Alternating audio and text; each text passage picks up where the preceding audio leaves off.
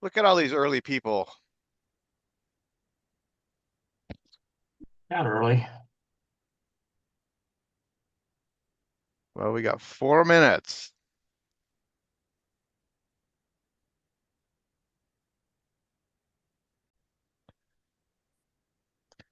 Well, welcome everybody to the second Binocular Group meeting. And we're going to talk tonight with Doug Smith. I'm going to have Jeff introduce him and kind of take over the meeting a little bit. But we'll talk at the end about what's coming up and some of the topics that we might want to talk about this summer. But Jeff, take it away. All right. So one of the goals that we had for this binocular group when Jim and I were thinking about all this was to really get involved with some of the binocular astronomical league programs and use those as a kind of a motivation to look through our binoculars and things rather than just kind of aimlessly looking around, which is fun too. But these programs have been really great for me to see some objects that I wouldn't have normally tried to look at through binoculars, and actually discovering that I could see them really well. And there are even some views that I really appreciate that I didn't get through telescopes. So uh, Doug is here to tell us all about these programs. He's an expert. He's been doing these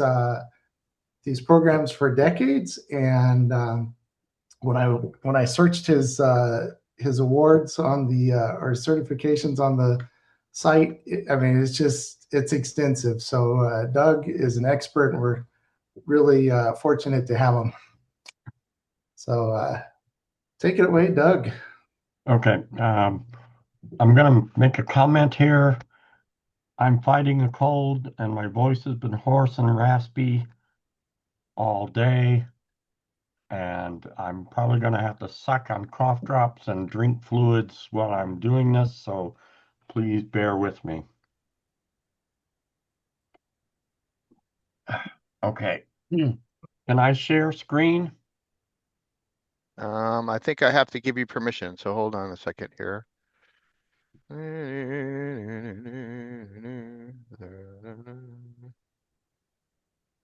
Host tools for share. All participants can share. All right, so you should be able to share now, Doug. You should have the little icon on the bottom that looks like an up arrow in the box. Okay, I do. Thank you. Okay. Hey, All David. right. Everybody got the picture? We do. I do. I see it.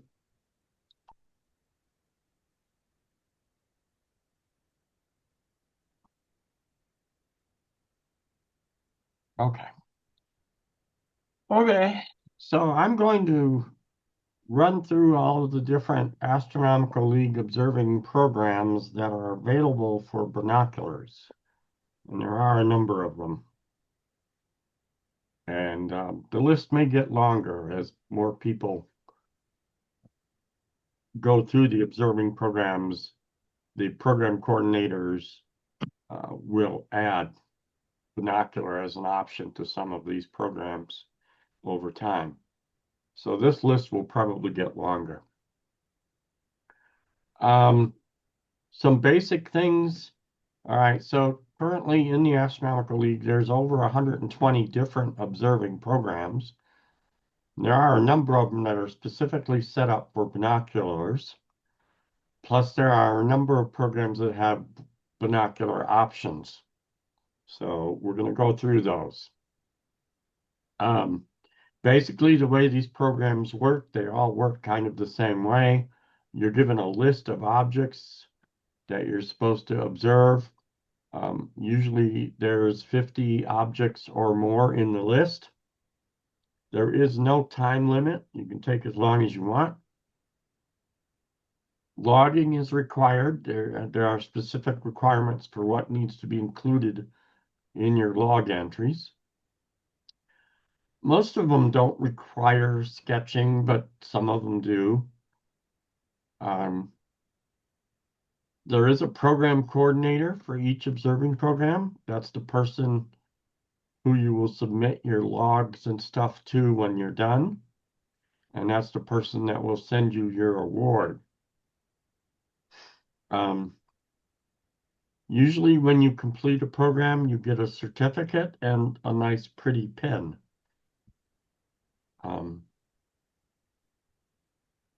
Sometimes there are special requirements. When that occurs, I'll talk about that. One thing about the binocular programs, they are all visual. There are no imaging options for doing the binocular programs, and there are no remote options for doing the binocular programs. Um, so, and go off and look at the different web pages for the different programs. So now I'm going to go through them here. The first one on the list is what's called the Binocular Double Star Observing Program. That the picture up there in the left corner, that's the pin what the pin looks like.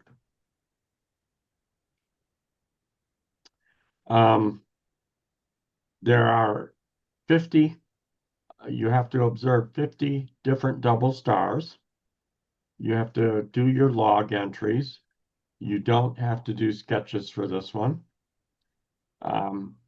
You select 50 double stars from the list that's provided on the website, which actually holds 120 double stars. So you pick 50 and go out and look at them. And you log your entry. Yeah. And then there's the Advanced Binocular Double Star program. Here, again, you're going to go out and look at 50 of them. You log your entries. But for this one, they do want sketches, and sketches have specific requirements, position angle and separation and stuff like that. And you select your 50 targets from a list of 100. And the special requirement on this one is you have to have completed the previous program, this guy, the Binocular Double Star Observing Program, before you start on this one.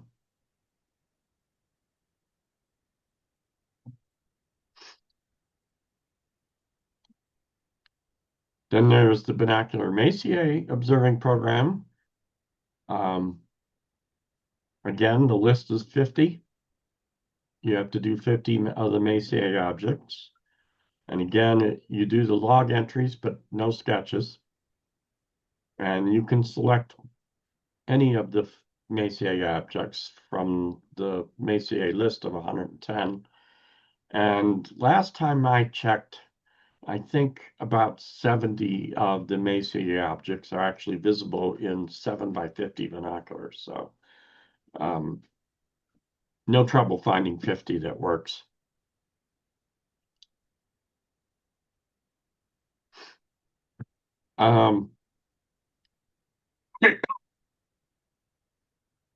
There is the Binocular Variable Star Observing Program. Here you're going to observe, you only need to observe 15 variable stars, but you need to have a total of 60 observations. So you're observing those 15 variable stars 4 times each to get your 60 observations. You have to log it, normal log entries. No sketching is required. But you have to select your 15 variable stars from the AAVSO database. That's the American Association of Variable Star Observers database. you get your 60 observations, and you have to actually submit those observations into the AAVSO database. So you're actually submitting the observations to the AAVSO. If you've done any AAVSO observing of variable stars, you know how to do this, and this is actually a fairly easy one to do.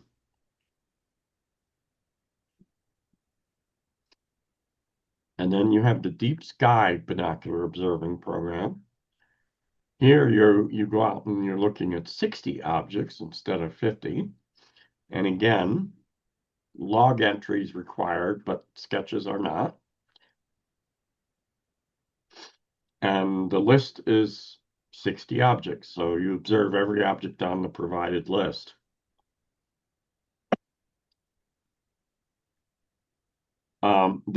It does say on the web page for this program that the Messier program is not required. You don't need to do the Messier program first, but it is strongly recommended that you do it before you do this one. I think that's just so that you know what the objects are going to look like and that you've gotten used to doing the log entries and so forth.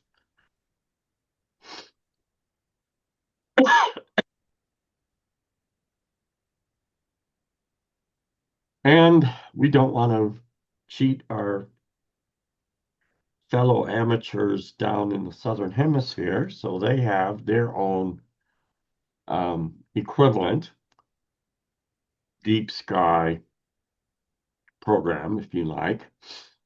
Southern Skies Binocular Observing Program. The list is 50, logging required, no sketches.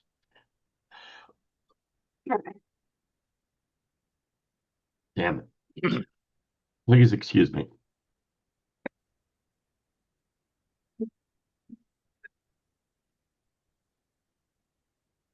Oh, yeah.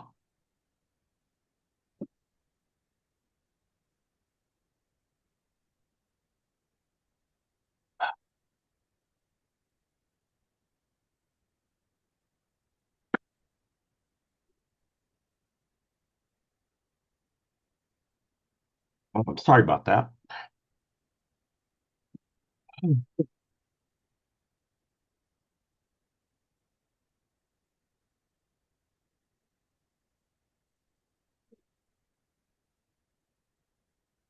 Struggle. Um, Now, the remainder of these programs, he's struggling here. Sorry. The remainder of these programs, you don't get a pin. These are just certificates. They're separate. They're part of a larger program, like the asterism program has a binocular subsection, you might say. And you get a certificate from that.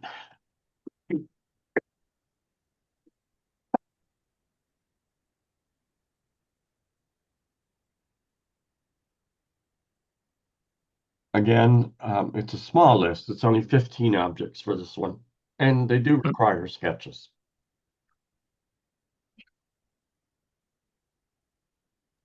Hey, Doug, I have a question about the asterism one. Yeah. I couldn't find the list on the AL website. Do you know if there's a list somewhere? I emailed the program coordinator, but haven't heard back. So this isn't Doug, but this is Jeff. I was just looking at this yesterday, and there is a list. They have an Excel sheet and also a PDF. Yeah.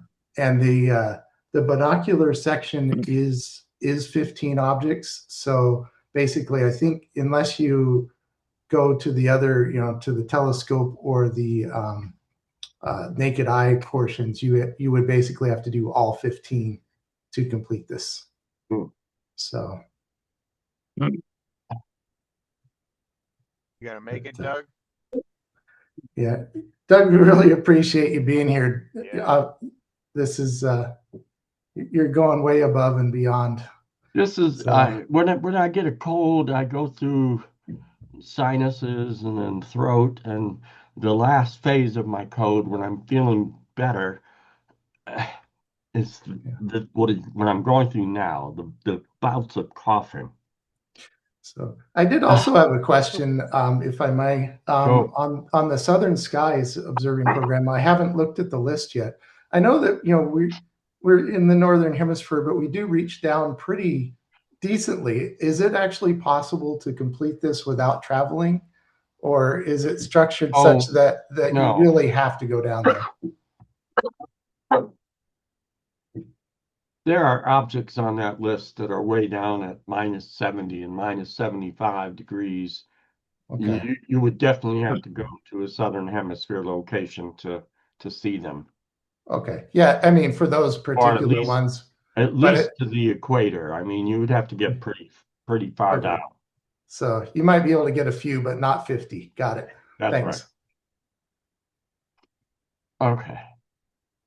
Um, this program, the Earth Orbiting Satellite Program, there's a binocular certificate for this one. Um, the list is 30, and you do have to sketch them, which I thought was interesting. Um, I guess you kind of map out where you see the satellite going across the sky from one constellation to another or whatever. Hmm. I haven't done this one, so I don't exactly know, but yeah, there's a binocular section here. The Galileo binocular program, it's basically the same as the regular Galileo program. You do it with binoculars instead of a small telescope.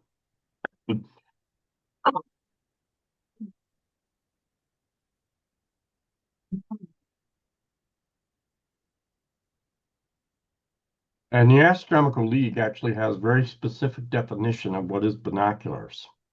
It's not a telescope with a binocular viewer. It has to be two optical tubes with non-removable eyepieces, essentially.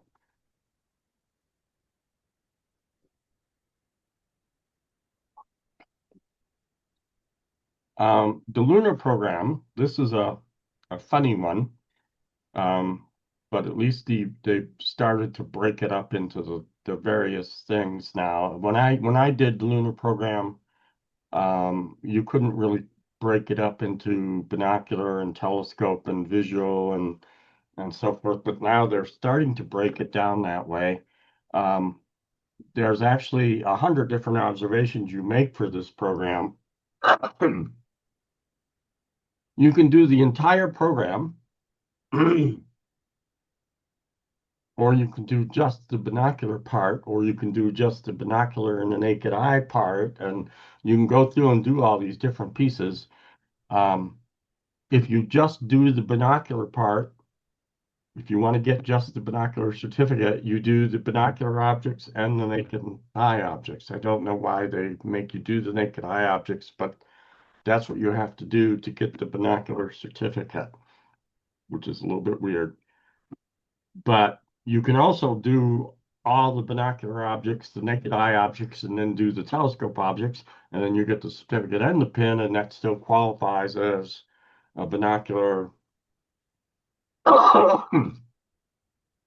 That still qualifies as the binocular part as long as you did all the binocular objects using binoculars. Um, in the original program, when I did it, you were the some of the binocular objects are hard to do with binoculars, and you could use a telescope if you got stuck and couldn't see it with binoculars. You could do it, look at the object with the telescope, and that would still get you the certificate and the pen. But if you want the binocular certificate, you have to do all the binocular objects with binoculars, not a telescope. Anyway, that one is a little bit funny that way. No sketches required.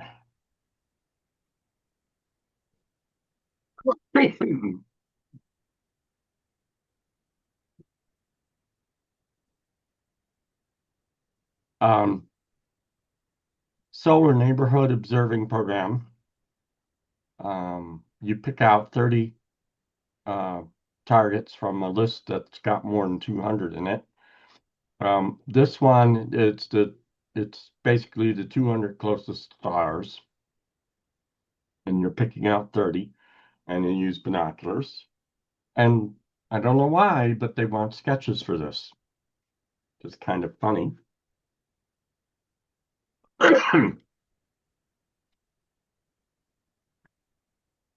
um, the Solar System Observing Program. Um, you have to do 20 of the observations. I think the actual total for the whole program is something like 35 different observations of the planets. Um, there are 20 of them that are just binocular, eyes only kind of things. You do those 20 and submit that, and you get a certificate, no pin. Okay.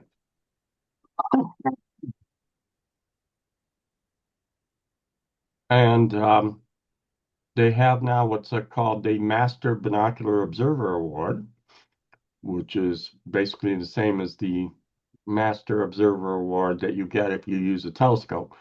And for this Master Binocular Award, you do 8 of the programs that I just went through, and I think there's 12 on the list. One, two, three, four, five, six, seven, eight, nine. Yeah, 12. You do 8 of the 12, and it can be any 8. There's no specific requirements as to which ones to do. And you'll get what's called the Master Binocular Award. We currently have 2 people in the club who have already earned that award, Pete Herms and Bill Clark.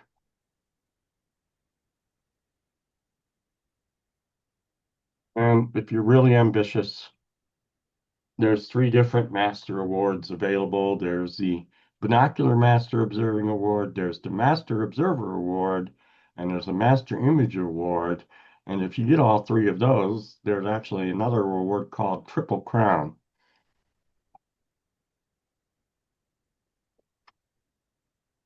Um, I always make some suggestions to people. Um, I always tell people when you start on one of these programs, you should notify the program coordinator right away. Um, that way, if you know, that way, first of all, he knows you're working on it. Secondly, if you have questions about any of the requirements, that's the person you want to talk to most of the time.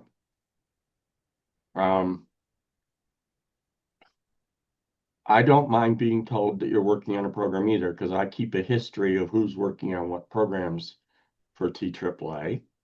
So I don't, if you want to notify me, that's okay. I can keep track of that. And then if you have questions about the programs, I can probably answer them. For most of the programs, you have to send all of your log sheets and everything into the actual program coordinator. Okay, and he reviews them and says, yes, you met the requirements and you're going to get your award and your pin. Or he says, no, you need to do this or you need to do that. But for some of the programs, you don't have to send it to the program coordinator. You can send them to me. That's typically the case for the more popular programs because otherwise these people get overwhelmed. Like the Messier program, for example, the regular telescope Messier program, there's 200 of those every month. He would be overwhelmed if he had to review that 200 of them. So for that one, the local astronomical league coordinators for the different clubs are allowed to review those entries. But for the program, for a large number of the programs, you do need to send it into the program coordinator. Um, this is this one requirement here is I've been hooked by this one a couple times. You are not allowed to use observations made from a different program for, you're not allowed to use observations you made for program A. You're not allowed to use those observations for program B. Now, that may sound um, kind of ridiculous because, I mean, there are a number of cases where there are objects that you're going to look at for one program that are also on the list for two or three other programs. And it's like, oh, I have to go back and they do it again. Well, yeah, you do. That's what you're supposed to do. Um, there is a way around that I finally figured out because I got caught on that. For example, I did my Messier program. Okay. Well, I can tell you right now that some of the list objects on the Messier list, they're on some of the other lists too. They're on Open Star Cluster lists. They're on uh, Bright Nebula lists. They're on some of these other lists of objects.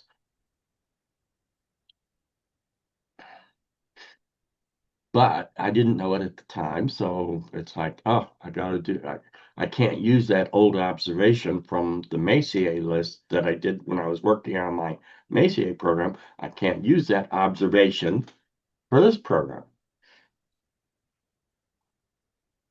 If you're smart and you know you're going to be working on these other programs in the future, when you do the observation of the object, you fill out the log sheet for all the different programs. So you end up filling out a log sheet, maybe four or five log sheets for the different programs where this object is listed, and now you're covered. So you only have to do the observation once, as long as you log separate log sheets for the different programs that you might work on that have that object on the list. For example, I can't use my lunar observations that I did when I did my lunar program, even though I did them with binoculars, even though I did them everything according to the lunar program, I didn't specifically say I was doing the lunar binocular certificate. So I cannot use my binocular observations from that. So when I do my lunar binocular certificate, I have to go back and do those observations again. That's all right. Um, You do not need to be an Astronomical League member when you start a program or when you're working on a program. You just need to be a member of the Astronomical League when you submit your work. Because the first thing the program coordinator does is look up to make sure you're a member. So you only need to be a member when you submit your work for getting your award. You don't need to be a member when you're working on the program or when you start the program. Um, Okay. Um, so that's basically all the info about the different astronomical league programs with binoculars. So I'll take questions. Okay, Doug, got one for you right away. Go. Well, as you may remember, I'm a Astronomical League member through the Minnesota Club, Right. not the Tucson Club. Right. So is that going to cause a problem? Um, no. Um, the only hiccup there is, if you were to complete a Who program, who hands me the certificate? Yep, well, that's what we ran into last time. that's going to be your choice. Okay. Oh, okay. You can tell when you submit your work to the program coordinator, you tell him what club name you want on the certificate, okay? And you can tell him where you want to send the certificate to be awarded. You can tell him, send it to the Tucson Astronomy Group, me, or you can send it to the coordinator in Minnesota. Whichever club name you want on the certificate, you specify that. So I could specify the Tucson Club name on the Yep, certificate, even though I'm not a member through the Tucson Club. that's correct. Okay. Yeah, I've got you in my database. I know how that works. I've got you in my database. I got a note there saying that you're a Yeah. member to another We club. straightened that out last time. Yeah, Yeah. that's not a big deal. We just have to pay attention to it when we submit awards. Okay. Hey, Doug, Yeah. um, I don't know if maybe I should have taken one of your other classes, which I haven't yet. Like, are you in a position to review a little bit the paperwork and what's required for observations? Um, And if not, I understand. for most of the observation programs, if you go on the website for that specific observation program, you will often find sample log sheets there. Okay. Um, but I mean, the basic information that you have to have for every astronomical league program is the same. You need, you need name, all your information, name, address, etc., etc., etc. But the for the observation itself, they want the object name or whatever it is. Um, you typically a description of the object, usually 3 or 4 sentences is sufficient. Um, date, time, latitude and longitude, what instrument you're using to do your observation, magnification, um, if there's any filters that you're using, um, seeing, transparency, and like I said, they'll tell you if you need a sketch or not, and they'll tell you what the requirements are for the sketch. Sometimes there are specific requirements for the sketch, and that'll be explained on the program website.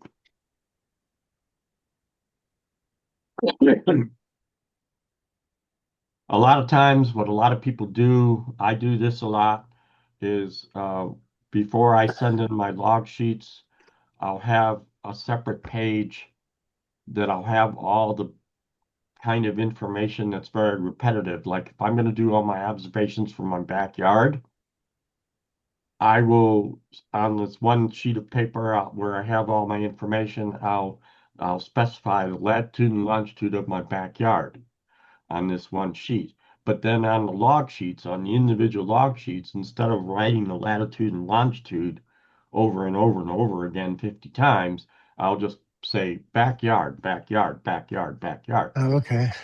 I know other people in the club, I've seen them do the same thing. Gus Gomez does that. Everybody, Pete Herms does that. They'll say CAC or TIMPA, and then they'll put the information, the latitude and longitude, TIMPA and CAC will be listed on this other sheet. If I'm using the same telescope for all of my observations, I'll specify that on this one page. I'll say, okay, I'm using this telescope. It's got this focal length. It's this type of telescope. And I'm going to be using the following eyepieces for my observations. I'll specify all of that information. And then on the log sheet, I just say, okay, I'm using my LX50 and this eyepiece. Yeah. So that I don't have to write it over and over and over again. So I put as much information as I can on this, I guess you'd call it a cover sheet, that goes with my observations. So, and I always, personal preference for time, I use universal time. A lot of people use local time, but I like to use the universal time because it's universal. less confusion, I think. Because other people in other time zones that got to deal with daylight savings time and so all that kind of stuff. So I do everything in universal time, but that's just a personal preference. Thank you. Yep. Other questions? You mentioned that for some of the AL programs that we could submit directly to you, like the Yes. MACA program. It'll Are any say of that on the web page. It'll say there's always a statement that says send your stuff in to the program coordinator. But on some of the programs, it'll say you can submit to the program coordinator or a club official. okay? Okay. I am the club official. Do you happen to know whether that applies to any of the binocular programs? Yes, it does. Some of them. I don't know Okay, which one specifically, but I cool, know I saw that in a couple places. great. Doug, I have a question for you. My grandson, who will be 7 next week, Okay. has started to get a spark about astronomy, and I saw there was the Star Puppy program. Yeah. How does he become a member of the Astronomical League? Is he a member at large, or does he join the Oh, TAAA? that's a good question. Well, I guess. Wow. He can you're a member of TAAA, right? Yes, sir. Do you have a family membership? I don't know. I could go look on Member Planet. I think I do. I paid the senior rate because I'm old as dirt, so Well, probably. if you add him as a family, if you do a family membership with TAAA, then he's all basically and if you're an Astronomical League member as a family member, then I think he's automatically included in that. Okay. I'm logging into Member Planet right now. Or he can join separately for $9. Okay. Or Grandpa will pay for him. And I hope Member Planet works. You don't want him joining as a member at large. That's expensive. All right. My account got locked because I tried the password too many times. So, oh well. I'll research that one offline, Doug, and let you know. David may have to go unlock me. I'll pull out the big hammer. Yeah, let me tell you, if he does the Sky Puppy, he might be the first one in the club to do it. Oh, Cool. that's a definite motivation. Because I mean, we don't have very many people in our club under the age of 10. But we'll give that a shot. He'll he'll probably work on it for a couple of weeks and get bored, and that'll be that. But anyways, it'll be something to start on. He's very goal oriented. He likes to work towards a goal, and Well, okay. if he does That's what something these right, programs he do. gets a star on the calendar that he did something right, and that's really a big motivator for him. That's what the programs do is they give you goals.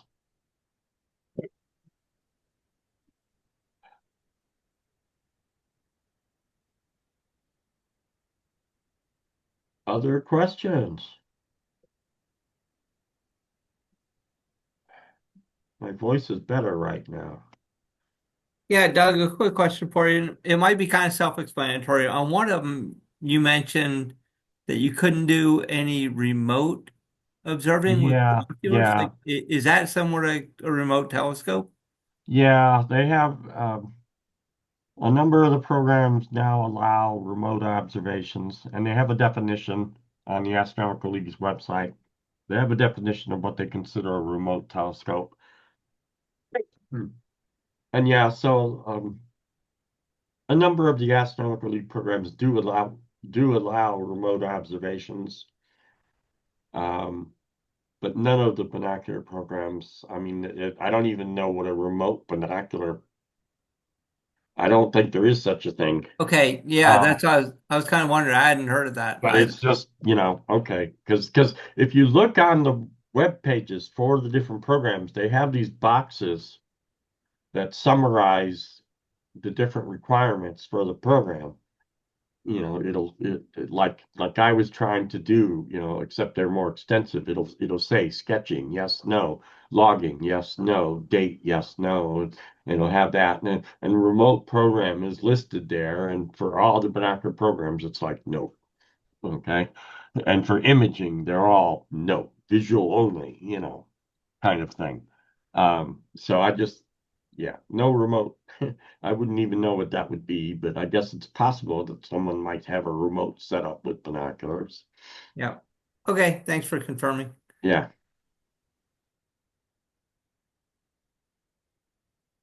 I suppose eventually I wouldn't be surprised if eventually they see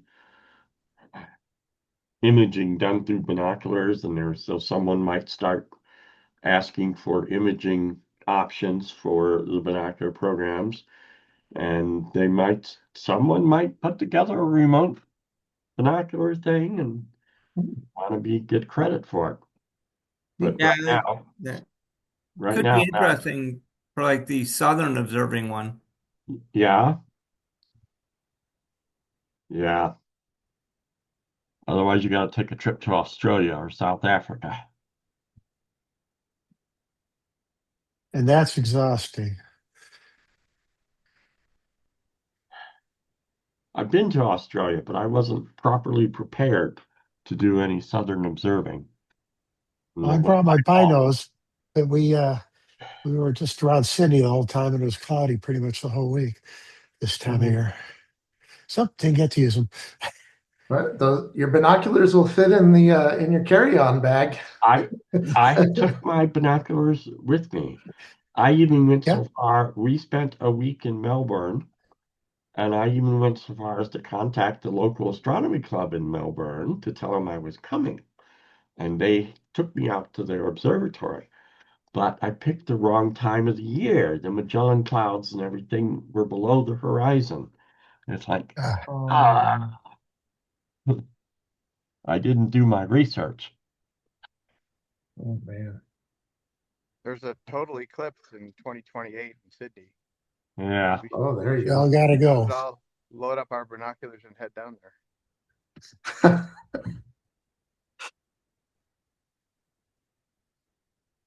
Any other questions? Thank you very much, Doug. That was really informative, and hopefully you'll be seeing some award activity coming up from us.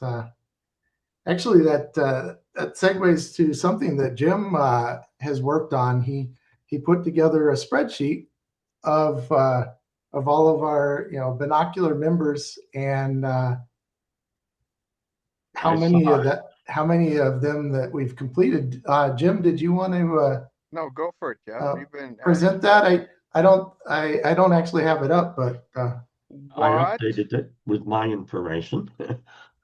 since you were the one that created it, do you want to tell us a little bit about the sheet? I'll get to it now. Hold on. Let me share. Share. By the way, Jim, we can barely hear you. How about now? Is that any better? Yes. Yeah, Yep, that's Good. better. thank you. I had put my mic back into the headphone because it was in my way. So can everybody see that? Yep, looks All good. right. So it looks like Doug is taking the early lead over everybody Wow. here. This is great. Tom really is about done with the double star program. I used your text that you gave, Tom, about how much fun you were having with it, and we put it in the newsletter this month. Hope that's okay. I mean, that was Cool. really That's inspiring. perfectly acceptable by me. Yeah. Cool. So what I did was I took this spreadsheet and let's see if I can do it again here. I actually hid all the rows with names and individual results and just got the the totals. So, hey, David, do you want me to give you this updated list because there's more, or should we just use this list in July? I think let's use this in July. Yeah, we're just showing concepts for that article, so that's good enough. We don't need total Yeah, totals. I Are we agree. supposed to supply you with these as we go along here, or is this Yeah, going to be if you're working on them enough? and you have a number, you can like for me, I'm going slow because I'm using paper charts and that's why my number is pretty low. But yeah, put your number in of how many you've completed in your and Doug can kind of monitor our progress. I'll find out and give it to you. Well, don't Okay. give it to me, give it to the spreadsheet. Oh, Pop it right in there. oh, it's a Google spreadsheet. So, Yeah, I yeah. got it. I'm with you. I'm hip. So I just Yep. have it So, as a link on my I my also added DuckDuckGo. in the three programs that you didn't have in the on the spreadsheet originally. Yeah, so here's the Sky Puppy. And if you hover over it, it'll give you kind of a Yeah. like Now comments the about what it Sky is. Puppy does not have a specific binocular uh, piece, um, but there is some of the stuff in the Sky Puppy you can do with binoculars, but you don't get a special certificate for binoculars. You either get the Sky Puppy the whole thing or nothing. So you can actually go in here and Jeff has gone through and he's got the hyperlinks to all of the program listings here. Yeah, So if you've never looked at one, here's the Mesier program yeah. here. But And this see, it's little, got these boxes. See that? Yeah, it's got these quick view boxes here that, tell you, okay, visual. See the V for visual, no imaging. Okay. And just some, real quick information there. so they have for binoculars in particular, they have two lists of objects, Appendix A and Appendix B. Appendix A is intended for smaller binoculars, and then Appendix B is for larger, bigger than 56 to 100 millimeter Appendix B. So you don't have to break them up that way. You can look at either one. I guess they said that they did all of these objects with 7 by 35. Hold on a second.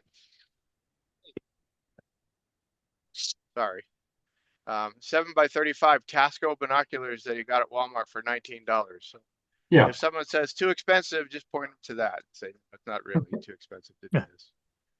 But anyways, that's what's in that spreadsheet. You can actually go and hover. I couldn't get this asterism and Earth orbiting satellite one to work and put a comment. I'm not sure why. I was trying to put the comment in there, but it wouldn't keep.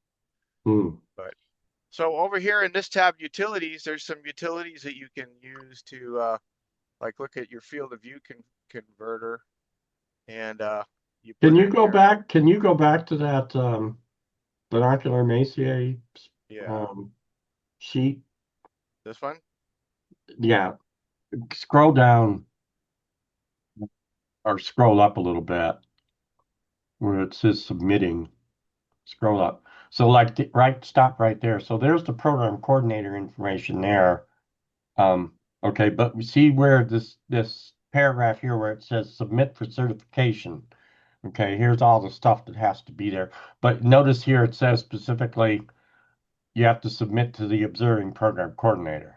Okay, on the programs where you can submit it to me, it'll say or your local club official will be in that paragraph right there. So, Uh, so one thing that, Dan? Yeah, oh, go ahead. Oh, I'm sorry, I didn't mean to interrupt you, David. oh, go ahead, Bernie. I just scroll down there just for a second. Uh, what's this Appendix B? So they're basically just lists of objects that you could look at with No, that. look, whoop, no, go down again. Go back Okay, down again. hold on. What happened here? There you go. Right under notes, it says Appendix B is for binoculars between 56 and 100.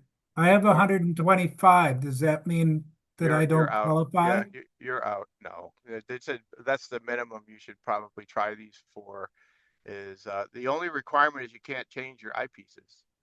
Yeah, So there's that's the definition of binoculars. Like I told you, two optical tubes with you can't change eyepieces. They got fixed eyepieces.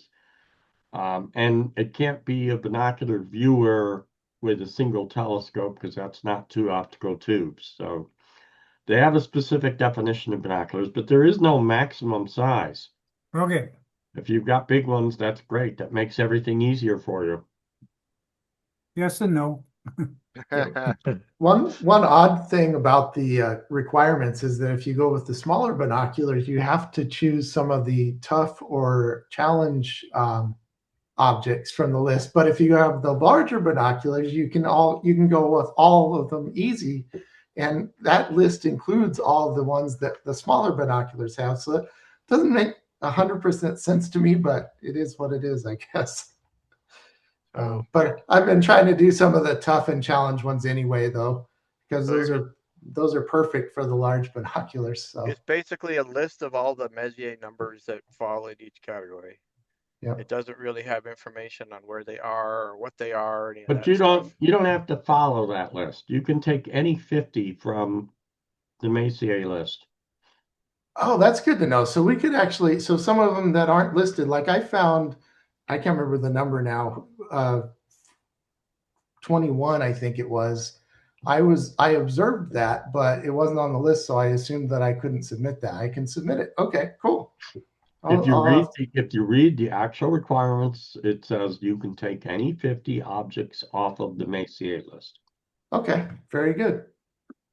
I'll have to do some revision. These are just recommendations. If you have that size binoculars, here's what the recommended list is. You don't have to do that.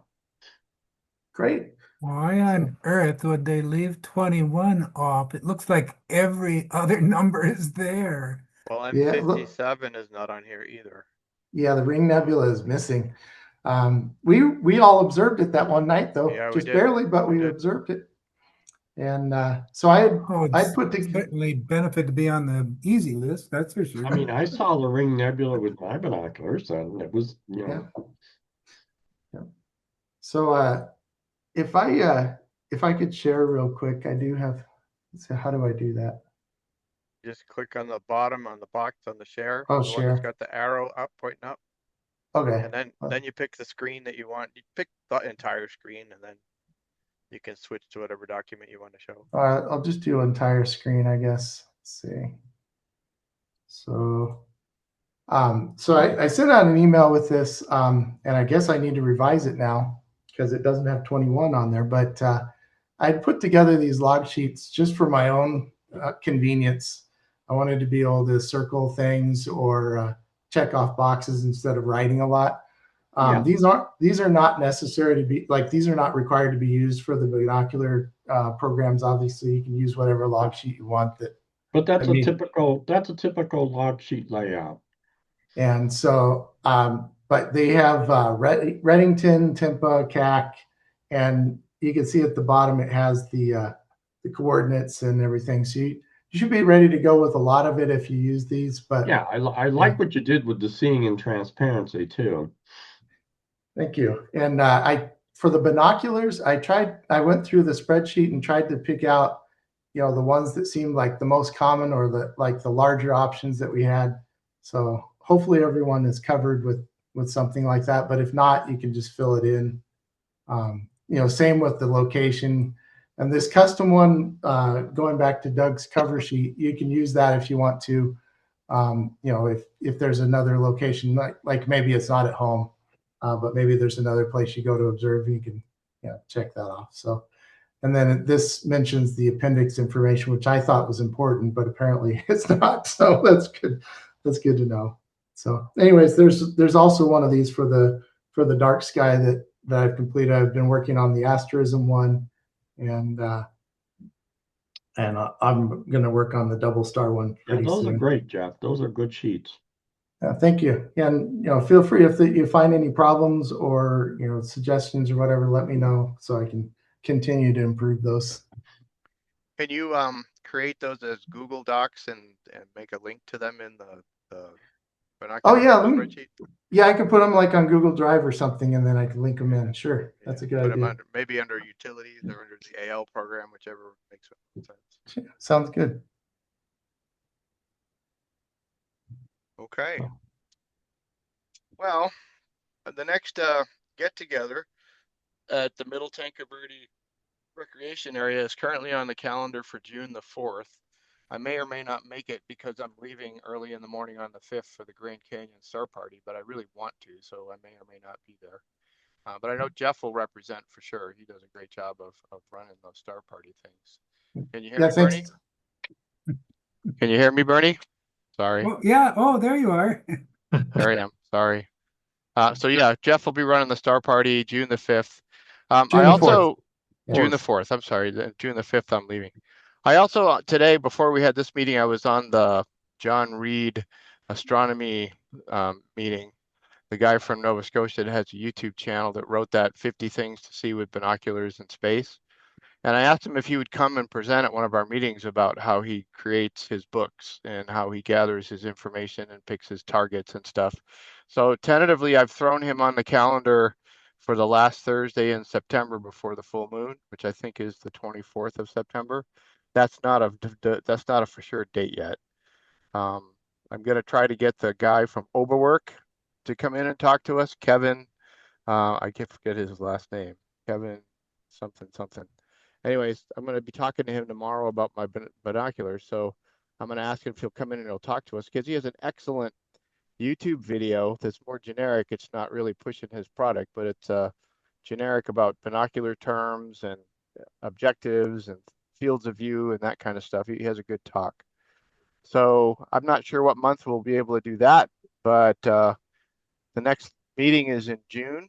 Was it June 25th, Jeff? I think. I'll have to look. That sounds about right.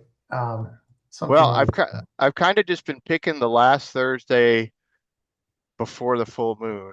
Yeah, so it's June Thursday the It's the 25th. 25th, Yeah, Yeah. and the full moon is Yeah. that weekend. So full moon is 29th. on the 29th. Yeah, so we've got 4 days before the full moon. If anybody has problems with that, let me know and we'll find a better date. But I think that's no one's observing that time, so Works for me. okay. So I don't have a date in July, but we'll pick a date in July before the next newsletter because it has to go out with the newsletter. David, have you sent that already? It goes out after this. Ah, Try to good. give people enough time to get corrections because I screwed up. No, that's okay. But I got to say, Doug, they wrote a great article about what a good job you did on the presentation. It's nice to see you didn't lie. We didn't lie about that. We predicted the future. It's a linear time thing going on there. You may want to mention that he did it under under an illness strain, so or something. Mention something about his cough. There you Above go. and beyond. He went above and beyond. Well, there for you go. sure. Okay, guys. I think that's probably enough for this round. What do you think? It's terrific. Thank you, Doug. See All a right, few guys. of you next week. Oh, Yeah. yeah. See you next I'm week. planning on being out there this time, weather Excellent. notwithstanding. Awesome. Yeah. Right. Yeah. Okay. Great. See you Well, all. good luck, everybody. See All ya. right. Have a Hey, good evening. Jim? Yeah. Jim, hang in for a second. Let me stop the recording, Bernie.